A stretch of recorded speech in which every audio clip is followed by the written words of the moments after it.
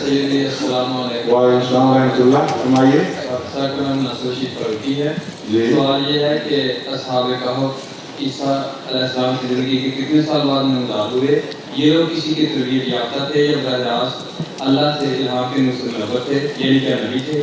کیونکہ ان سے متعلق جس قسم کی بے مثل قربان کا ذکر ملتا ہے اور کم از کم مسلسل 4 نسلوں پر پھیلا ہوا ہے، وہ عام ایمان والے انسان نہیں ہو سکتے۔ 4 نسلیں کہاں سے نکالی آپ نے؟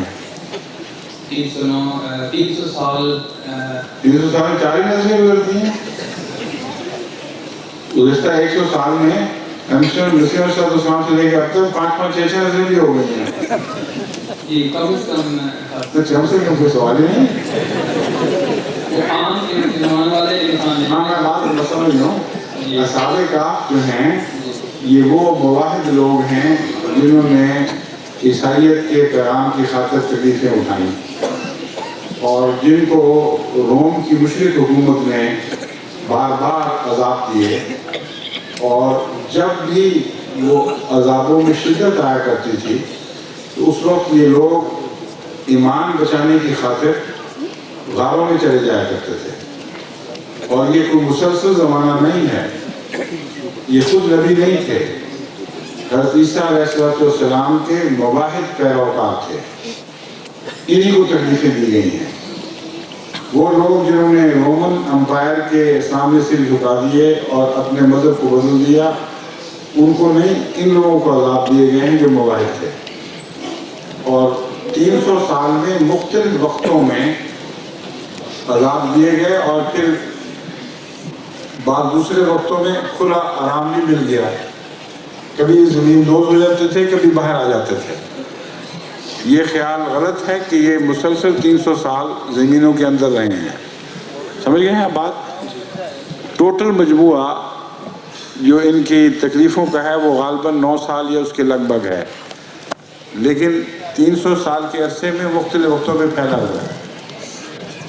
کسی رومن امپائر بادشاہ نے کسی وقت بہت شدت کی، چند مہینے یا سال عذاب دیے، اس کے بعد پھر وہ بات ختم ہو گئی، پھر ان کو سکون مل گیا، پھر یہ باہر آ گیا، پھر دوبارہ کسی نے شروع کر دیا۔ تو جماعت احمدیہ کے ساتھ جو ہو رہا ہے اسی طرح کا مضمون ہے۔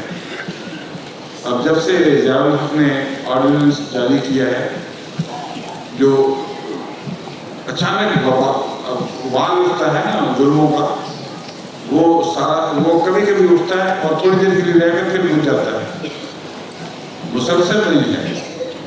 اگر مسلسل ہو تو یہ کمزور جماعت کی برداشت سے باہر ہو جائے، اس لیے کہیں دم ساہیوال میں ایک خاص طور پر چمک اٹھی ہے، کہیں چک سکندر میں ایک وبال اٹھا ہے، کہیں ننکانہ صاحب میں، کہیں بغداد میں، کہیں کوئٹے میں، لیکن کچھ عرصے کے لیے رہتا ہے اور پھر آہستہ آہستہ ٹھنڈا پڑ جاتا ہے۔